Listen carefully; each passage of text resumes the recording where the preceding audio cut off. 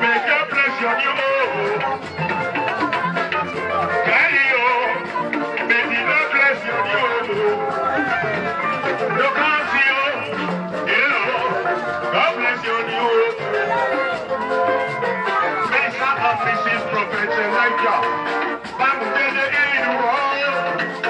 Where you get all about it to Yama? What do you believe? All about it to Yama.